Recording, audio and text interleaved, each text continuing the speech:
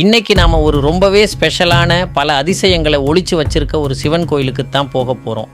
அதுதான் தஞ்சாவூர் பக்கத்தில் இருக்க திருவாலம்பொழில் ஆத்மநாதேஸ்வரர் திருக்கோயில். பொதுவாக சிவன் கோயில்களில் சிவபெருமான் எந்த திசையை பார்த்துருப்பார்?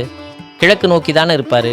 ஆனால் இங்கே ஒரு பெரிய அதிசயம் என்னென்னா, நம்ம ஆத்மநாதேஸ்வரர் ஒரு சுயம்பு மூர்த்தியாக மேற்கு திசையை நோக்கி உட்கார்ந்து அருள் தர்றாரு. இது சிவபெருமானோட தேவார பாடல் பெற்ற 274 கோயில்களில் 73வது கோயில். இந்த இடத்துக்கு இன்னொரு பெரிய பெருமையும் இருக்குங்க. தேவேந்திரன் ஒரு முறை சாபம் வாங்கினப்போ இங்கே இருக்கிற வெண் பொற்றாமரை குளத்தில் குளிச்சு தான் சாப விமோசனம் வாங்கினாராம். அது மட்டும் இல்லாமல் அஷ்டவசுக்களும் காசிப முனிவரும் கூட இங்கே வந்து சிவனை வழிபட்டிருக்காங்க. சரி, இங்கே வந்தால் என்னென்ன வேண்டுதல்கள் நிறைவேறும்னு கேட்குறீங்களா? உங்களுக்கு கல்யாணத்தடை இருக்கா, இல்லை குழந்தை பாக்கியம் வேணுமா? தயங்காமல் இங்கே வந்து சாமி கும்பிடுங்க.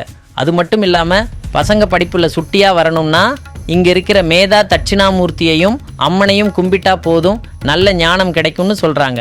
இங்கே இருக்க துர்க்கை அம்மன் ரொம்ப ரொம்ப பவர்ஃபுல்லான சாமிங்க. இந்த கோயில் திருவையாறு பக்கத்தில் திருக்கண்டியூர் வழியில் இருக்குது. காலையில் 7 மணியிலிருந்து 12 மணி வரைக்கும், சாயந்தரம் 4 மணியிலிருந்து நைட் 8 மணி வரைக்கும் கோயில் திறந்திருக்கும். கண்டிப்பாக டைம் கிடைக்கும்போது ஃபேமிலியோட போய் இந்த ஆத்மநாதேஸ்வரரை தரிசனம் பண்ணிட்டு வாங்க.